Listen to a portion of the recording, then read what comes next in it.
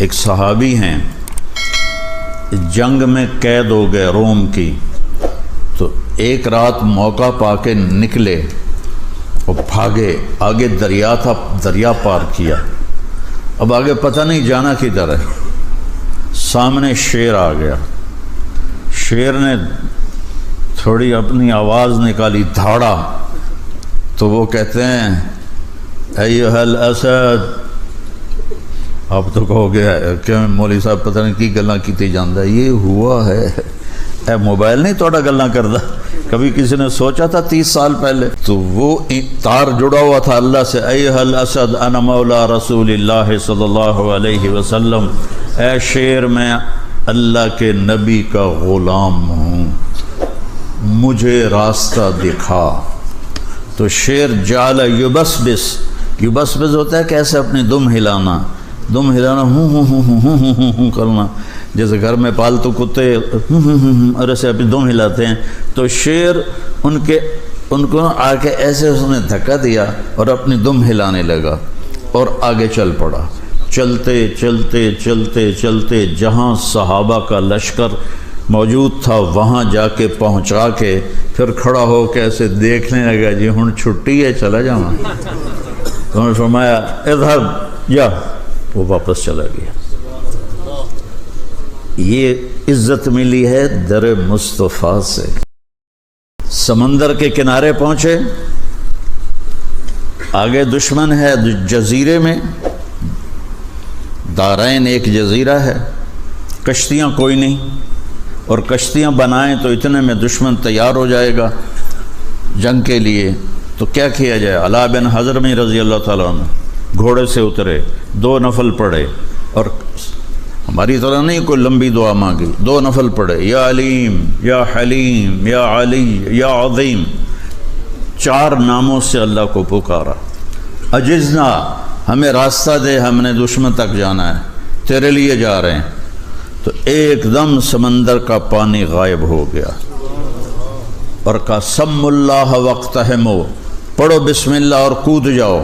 ابو ہریرہ فرماتے ہیں فسمینا، ہم نے کہا بسم اللہ وقتحمنا، اور ہم نے اپنے اونٹ سمندر میں ڈال دیے، فما بل الماء اسفل خفاف ابلنا، اور سمندر نے ہمارے اونٹوں کے پیر بھی تر نہ کیے۔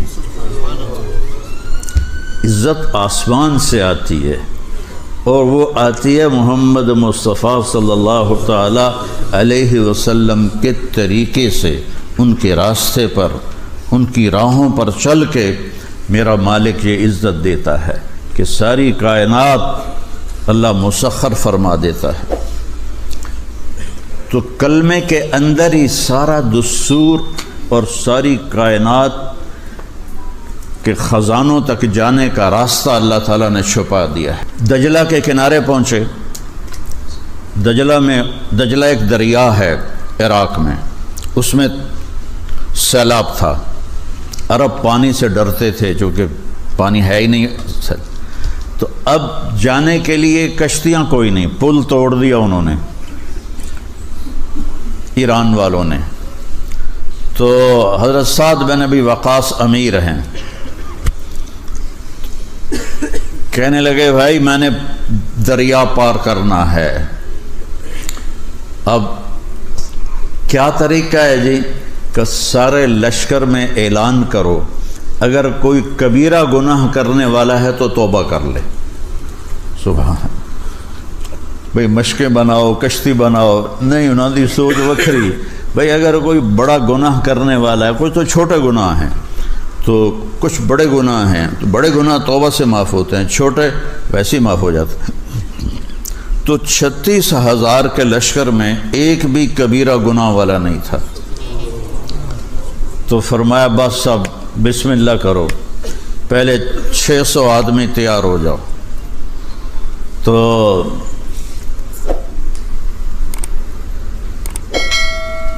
عاصم بن عمر انصاری رضی اللہ تعالیٰ عنہ کھڑے ہوئے، کہا جی میں تیار ہوں، 700-600 تیار ہوئے۔ جب وہ کنارے پر پہنچے تو کہنے لگے 60 آدمی پہلے جمپ لگاؤ۔ تو حجر ابن عدی رضی اللہ تعالیٰ عنہ اور ان کے ساتھ 49 آدمی 59 آدمی کہا جی ہم پہل کرتے ہیں. انہوں نے گھوڑے ڈال دیے. جب انہوں نے گھوڑے ڈالے تو اللہ کی غیبی قدرت کہ پانی کیسے تابع ہوتا ہے، پیچھے 600 نے ڈال دیے چونکہ وہ جا رہے تھے. پیچھے 36,000 نے گھوڑے ڈال دیے. جہاں کہیں کوئی گھوڑا تھک جاتا تو وہاں زمین کا ٹکڑا باہر نکل آتا تھا اور اس کے اوپر وہ گھوڑا کھڑے ہو کے آرام کرتا تھا اور پھر آگے تیرنا شروع کر دیتا تھا. ایک صحابی کا پیالہ لکڑی کے ہوتے تھے، وہ رسی سے بندھا ہوا تھا. پانی کی موج آئی، رسی کمزور تھی، رسی ٹوٹ گئی، پیالہ آگے چلا گیا. تو اس کے ساتھی کہنے لگے لگتا ہے تیری نیت میں کوئی فطور خرابی تھی جو تیرا پیالہ اللہ نے لے لیا. کہنے لگا اللہ کی قسم میری نیت میں کوئی خرابی نہیں ہے. اور پھر اللہ سے پتہ کیسے بات کرتا ہے، کہتا ہے یا اللہ میں ہی لبھیاں تینوں پیالہ کھڑاون واسطے، میرا پیالہ دے. ہاں، جہاں دعویٰ ہوتا ہے وہاں بات بھی ہوتی. ہمیں تو یقین ہی نہیں ہوتا کہ میری دعا کو ساڑی تو سندا ہی نہیں جی، ساڑی تو سندا ہی نہیں جی. پہلے یقین تو بناؤ کہ اللہ سنتا ہے. تو کہنے لگے اللہ کی قسم میری حالت نہیں بدلی کہ یا اللہ اس لشکر میں صرف مجھے نشانہ نہ بنا کہ میرا پیالہ گم ہو جائے. تو اب یہ دریا جا رہا ہے تو پیالے نے ادھر جانا ہے، لکڑی کا پیالہ ہے، ادھر جانا ہے. یہ یوں جا رہے ہیں، جب کنارے پر پہنچے تو پیالہ آگے پڑا ہوا تھا. اسے گھما کے وہاں کون لے کر گیا؟ اپنے نبی کی زندگی پڑھو گے تو آپ کو پتہ چلے گا کہ کس طرح اللہ تعالیٰ نے عزت کے دروازے کھول دیے صحابہ کے لیے جو آپ کی مان کے چلنے والے تھے. اور ایک بدو آیا، کہنے لگا اے محمد. آپ نے کہا لبیک. اب برا نہیں مناتے تھے، کوئی سختی سے بھی بلاتا تھا، برا نہیں مناتے تھے. تو تیری کچھ باتیں عجیب ہیں. آپ نے کہا کیا؟ تو کہتا ہے ہم باپ دادے کا دین چھوڑ کے تیرے دین پر آ جائیں گے، یہ کیسے ہو سکتا ہے؟ اچھا اور تو کہتا ہے کہ یہ جتنا ایران اور پرشین امپائر، رومن امپائر ہے، اس سب کو میرے ساتھی فتح کر لیں گے. نانو روٹی نہیں لبدی تو ایڈی وڈی حکومت میں فتح کرنے کا خواب بھی کھا رہے ہیں. اچھا اور تو کہتا مر جائیں گے، مٹی ہو جائیں گے، پھر زندہ کیے جائیں گے. آج تک کبھی کوئی آیا ہے؟ آپ نے فرمایا تو انشاءاللہ زندہ رہے گا اور تو دیکھے گا سارا عرب میرا کلمہ پڑھے گا اور تو دیکھے گا ایران اور روم فتح ہوں گے. باقی رہ گئی تیسری بات، قیامت کے دن اٹھنے کی. تو تیرا ہاتھ پکڑوں گا اور اس دن تجھے یاد دلاؤں گا کہ ہو گیا کہ نہیں ہو گیا موت کے بعد اٹھنا. وہ بھی کوئی چنگا ڈاڈا جاٹا ہی ہو سکا نہیں، میں نہیں مانتا، واپس چلا گیا. جب مکہ فتح ہوا تو سارا عرب مسلمان ہو گیا. کہنے لگے پہلی غلط ہو گئی. پھر حضرت عمر کا زمانہ آیا تو پرشین امپائر بھی ٹوٹ گئی اور رومن امپائر بھی ٹوٹ گئی. کہنے لگا لے بھی دوئی گل بھی ہو گئی، ہن تری بھی ہو ہی جانی ہے. تو وہ ڈرتا ہوا نا کلمہ پڑھ کے نا تو مدینے آ گیا. جب وہ مسجد میں آتا حضرت عمر موجود ہوتے تو اس کے لیے کھڑے ہو جاتے تھے. تو سارے ساتھی پریشان ہوتے تھے کہ یہ ماڑا جا بندہ ہے، ان واسطے حضرت عمر کھلو جان دیں، یہ کیوں کھڑے ہوتے ہیں اس کے لیے؟ تو حضرت عمر نے ان کی آنکھوں میں سوال دیکھ لیا. کہنے کہ تم سوچتے ہوگے کہ میں اس دیہاتی کے لیے کیوں کھڑا ہوتا ہوں؟ کہ جس محفل میں اللہ کے نبی نے اس سے بات فرمائی تھی میں اس محفل میں موجود تھا جس میں آپ نے کہا تھا کہ جب قیامت کا دن آئے گا تو تیرا ہاتھ پکڑ کے تجھے یاد دلاؤں گا، اور قیامت کا دن جس کا ہاتھ میرے نبی نے پکڑ لیا جنت میں پہنچانے سے پہلے کبھی نہیں چھوڑے گا. تو یہ پکا جنتی ہے، یہ پکا جنتی ہے. بھائی بہنوں، اپنے ہاتھ چھڑا کے محمد مصطفیٰ کے ہاتھ میں دے.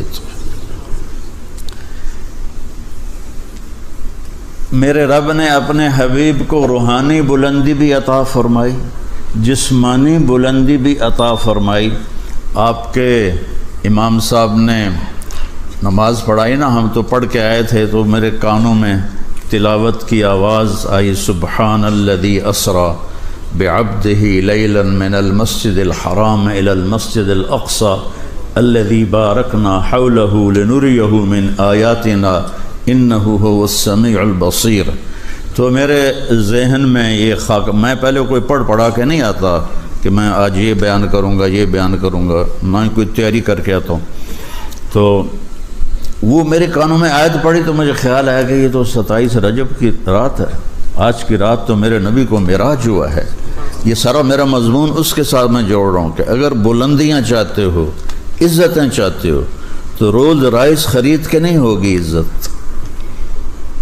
بہت بڑا گھر بنا کے یہ عزت نہیں ملے گی، کروڑوں اربوں پاؤنڈ کما کے یہ عزت نہیں ملے گی، اللہ کی قسم صرف محمد مصطفیٰ کی غلامی میں ملے گی، چونکہ دینے والا اوپر بیٹھا ہے اللہ، اور اس نے وعدہ کیا ہے کہ محمدی بنو گے تو ملے گی، نہیں تو نہیں ملے گی۔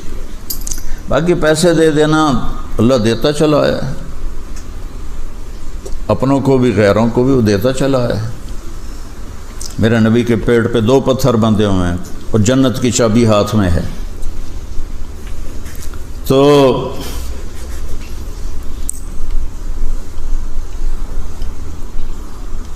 حضرت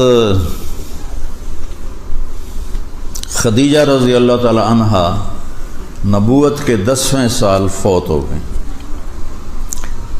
پہلے حضرت ابو طالب فوت ہوئے اور 10 دن کے بعد حضرت خدیجہ فوت ہو گئیں، تو آپ بالکل بے آسرا ہو گئے۔ تو آپ کا جو چچا تھا ابو لہب، اس کو تھوڑی غیرت آئی اور آ کر کہنے لگا، بھتیجے فکر نہ کر، تجھے کوئی ہاتھ نہیں لگا سکتا، میں تیری نگرانی اپنی پہ میں تیری نگرانی کروں گا۔ ابو جہل کو پتہ چلا تو آ گیا، اچھا بھتیجے کی نگرانی کرو گے، جو کہتا ہے تبت یدا ابی لہب و تب، جس کا قرآن تمہیں یہ سنا رہا ہے اس کی نگرانی کرو گے، تو اس کا میٹر الٹا چل پیا۔ تو پھر آپ پر جو مار پڑی ہے اور آپ کو جو پتھر لگے ہیں اور آپ کو جو گھسیٹا گیا ہے، یہ سارا کچھ حضرت خدیجہ اور حضرت ابو طالب کے انتقال کے بعد ہوا ہے۔ تو آپ اس سے گھبرا کر طائف گئے کہ شاید طائف والے میری بات مان لیں۔ تو میں نے وہ جگہ دیکھی جہاں آپ کو پتھر پڑے، اور وہ جگہ دیکھی جہاں آپ بے ہوش ہو کر گرے، اور آپ کو وہاں ایک درخت کے نیچے زید ابن اس نے ثابت نے آپ کو وہاں پناہ دی، اور وہاں آپ کے غلام جو تھے،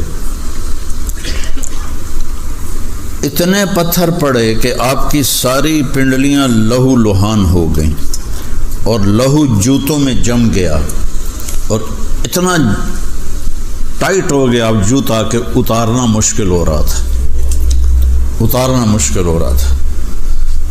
اور آپ کو دیکھ کر عتبہ بن ربیعہ، جانی دشمن جو جنگ بدر میں جس کے ہاتھ میں جھنڈا تھا، اس نے دیکھا تو کہنے لگا، ہائے عبداللہ کے بیٹے کا کیا حال ہو گیا۔ تو رشتہ داری تو تھی قریب کی، اس نے جلدی سے انگور توڑے اور پلیٹ میں رکھے اور اپنے غلام کو بلایا، عباس کو، کہا یہ لے جا اور اسے کہنا تجھے رشتہ داری کی قسم یہ کھا لے، رد نہ کر، دشمنوں کو جن پہ ترس آیا ہو۔ تو وہ لے کر آیا، آپ کے سامنے رکھے، آپ نے بسم اللہ پڑھ کے کھائے۔ تو عباس کہنے لگا، یہ بسم اللہ تو یہاں کوئی نہیں کہتا، یہ تم نے کہاں سے سیکھا ہے؟ تو انہوں نے کہا، میں اللہ کا نبی ہوں، یہ اللہ کی طرف سے مجھے سکھایا گیا ہے۔ تو وہ آپ پہ ایمان لے آیا، کلمہ پڑھ گیا۔ اس کے بعد آپ نے اللہ سے دعا کی، کیا کہا؟ ایک جملہ سناتا ہوں، اِلَى مَن تَكِلُنِي، یا اللہ تو نے مجھے کن کے حوالے کر دیا؟ الی عدو یتجحم او الی بعید یظلمنی، یا اللہ تو نے مجھے غیروں کے حوالے کر دیا ہے جنہوں نے میرا یہ حال کر دیا ہے کہ میرے لہو لوہان ہو گئے، پیر بھی، پنڈلیاں بھی۔ ایسی درد بھری دعا تھی کہ اللہ کی غیرت جوش میں آئی اور جبریل آ گیا، یا رسول اللہ ساتھ ایک اور فرشتہ، یہ پہاڑوں کا فرشتہ ہے، اب حکم کریں ان کے اوپر پہاڑوں کو میں ایسے ملا چکی کی طرح پیس کے رکھ لوں گا تو میں قربان جاؤں رحمت للعالمین پر۔ آپ نے فرمایا یہ نہیں تو ان کی نسلیں ایمان لائیں گی۔ تو جب یہ آپ کی بے بسی انتہا کو پہنچ اور آپ جب مکے کے قریب پہنچے تو آپ مکے میں داخل نہیں ہو سکے، اتنا خوف تھا۔ تو آپ نے اخنس بن شریک کو پیغام بھیجا، مجھے پناہ دو، میں اندر آنا چاہتا ہوں۔ اس نے انکار کر دیا۔ پھر مطعم بن عدی کو پیغام بھیجا، مجھے پناہ دو، میں اندر آنا چاہتا ہوں۔ نہیں، صفوان بن امیہ کو پیغام بھیجا، مجھے پناہ دو، میں اندر آنا چاہتا ہوں۔ اس نے بھی انکار کر دیا۔ پھر سہیل ابن عمر کو پیغام بھیجا، مجھے پناہ دو، میں اندر آنا چاہتا ہوں۔ اس نے بھی انکار کر دیا۔ پھر آپ نے مطعم بن عدی کو پیغام بھیجا کہ مجھے پناہ دو، میں اندر آنا چاہتا ہوں۔ تو وہ باہر گیا اپنے بچوں کو لے کر اور آپ کو تلواروں کے سائے میں لے کر آیا اور مکے میں آ کے اعلان کیا کہ میں نے ان کو پناہ دی ہے۔ ابو جہل کہنے لگا اس کا کلمہ پڑھ کے یا ویسے؟ کہا نہیں ویسے، کلمہ میں نے نہیں پڑھا۔ کہا ٹھیک ہے، ہم تیری پناہ کو مانتے ہیں۔ انصار مدینہ کو خبر لگ چکی تھی کہ آپ وہاں سے نکل پڑے۔ قریش نے 100 اونٹ مقرر کیے تھے آپ کو زندہ مردہ لانے پر، کہ جو آپ کو زندہ یا مردہ پکڑ کے لائے گا اس کو 100 اونٹ دے۔ سراقہ بن مالک انہیں اونٹوں کے لالچ میں پیچھے بھاگے تو قبا آتے اور انتظار کر کے چلے جاتے تھے۔ مدینہ کا محل وقوع یہ مدینہ، ٹھیک، یہ قبا، یہ بیچ میں بنو قینقاع، ٹھیک، اور یہ قبا اور یہ بنو قریظہ اور یہ بنو نظیر۔ یہ میں آپ کو نقشہ ہاتھوں سے بنا کے بتا رہا ہوں۔ یہ مدینہ، یہ بنو قینقاع اور یہ قبا، یہ بنو نظیر، بنو قریظہ اور یہ بنو نظیر، یہود کے جو 3 قبیلے تھے۔ نظیر، قینقاع، قریظہ، تینوں موسیٰ علیہ السلام کے صحابہ تھے، اور یہ تینوں یہاں اس لیے آباد ہوئے۔ موسیٰ علیہ السلام جب حج پہ تشریف لائے، جب واپس جا رہے تھے مدینہ سے گزرے تو انہوں نے پہچانا کہ یہ وہ جگہ ہے جہاں آخری نبی آئے گا۔ تو انہوں نے اجازت لی کہ ہم یہاں رہیں گے، ہماری نسلیں ان پہ ایمان لائیں گی۔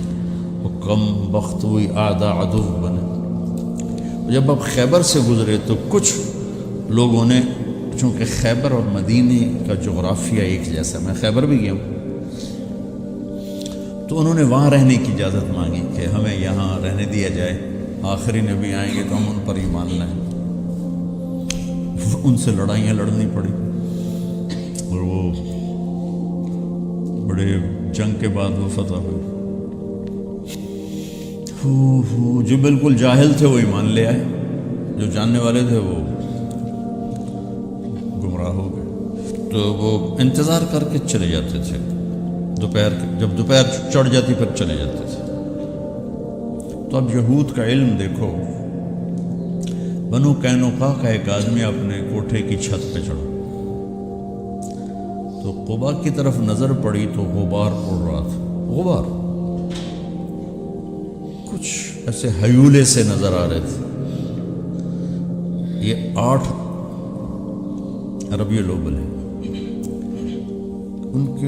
ان کا علم کہاں تک پہنچا ہوا تھا کہ کوئی بھی ہو سکتا ہے، غبار ہے اور کچھ ایسے نظر آ رہی ہیں سواریاں، لیکن اس حد تک ان کو پتہ تھا کہ یہ کب پہنچیں گے۔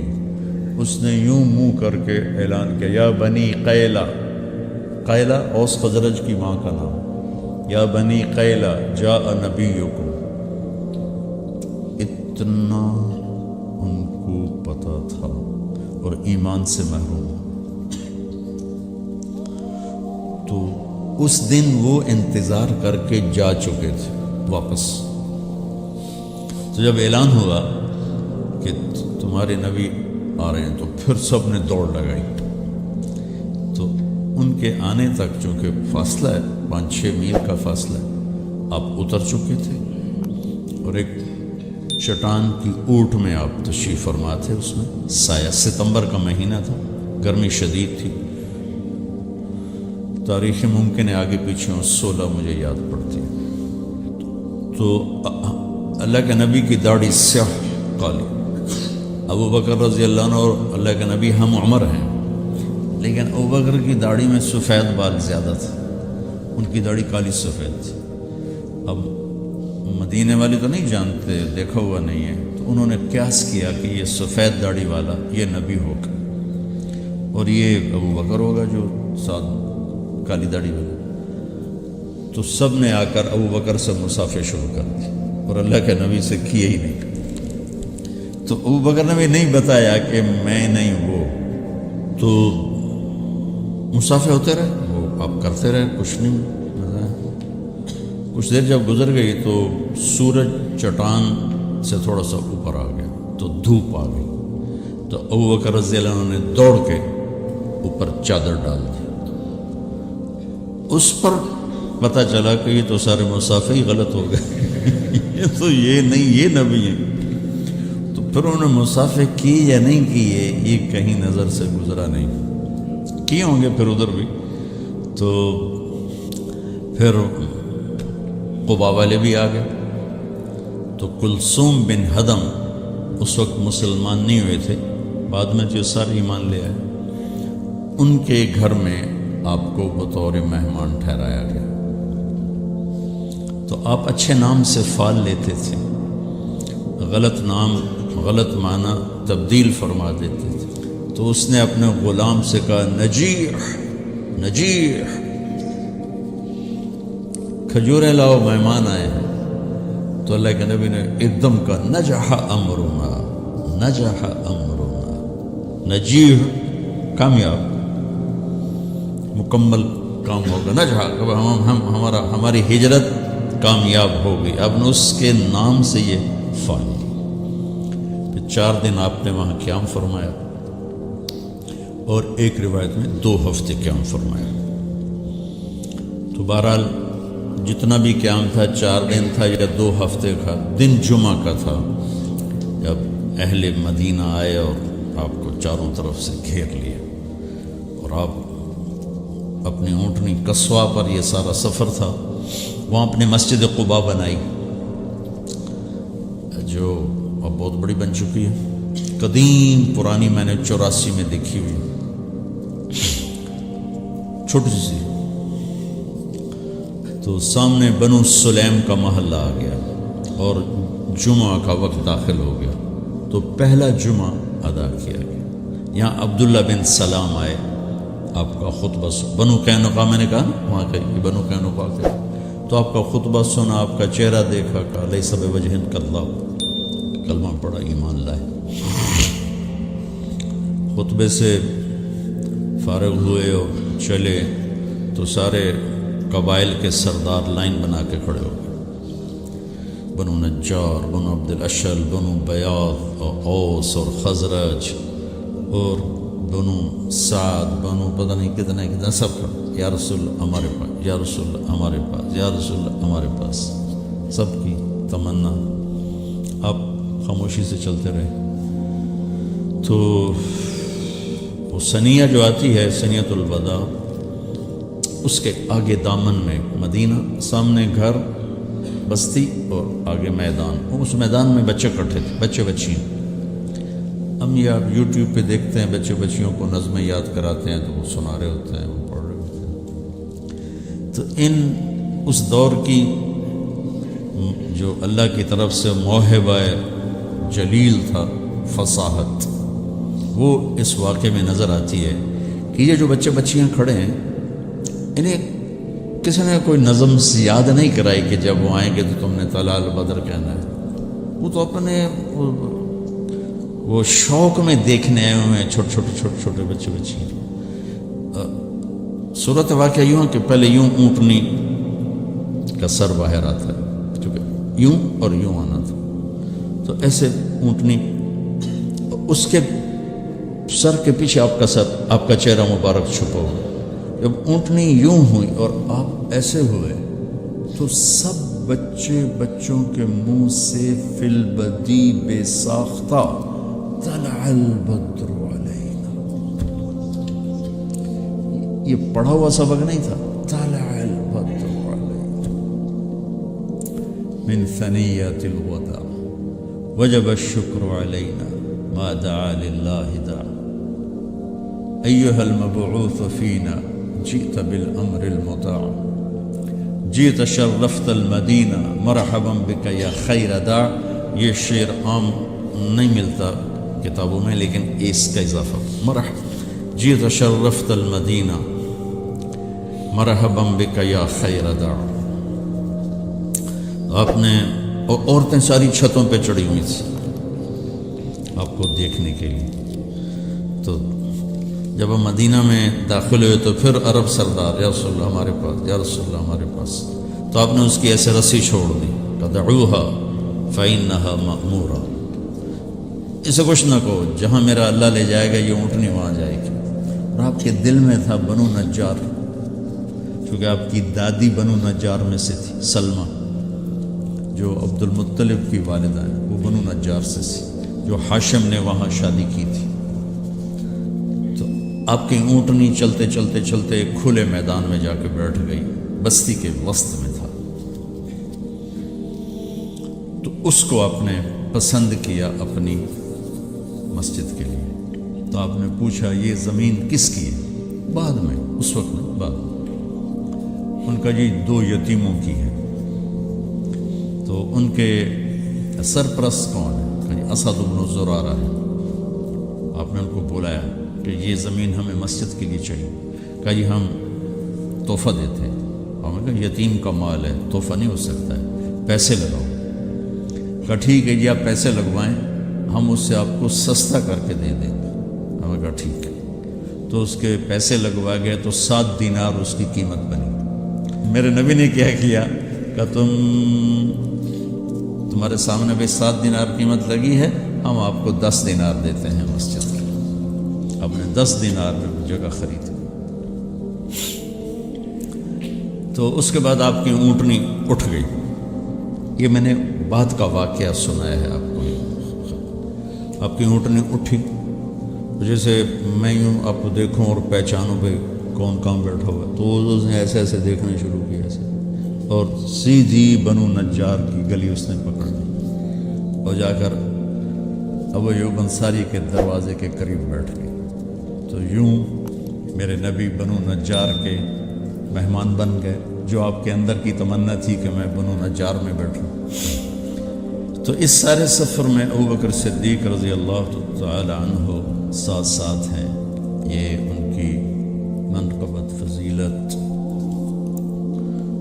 تو بے شمار ہیں. بس میں نے تھوڑی سی ہجرت کی اہمیت، وہ پہلی حدیث ایسی تھی، تو میری دعا ہے کہ آپ ہجرت کرنے والے بنو، اللہ کے نام کو لے کر پھرنے والے بنو.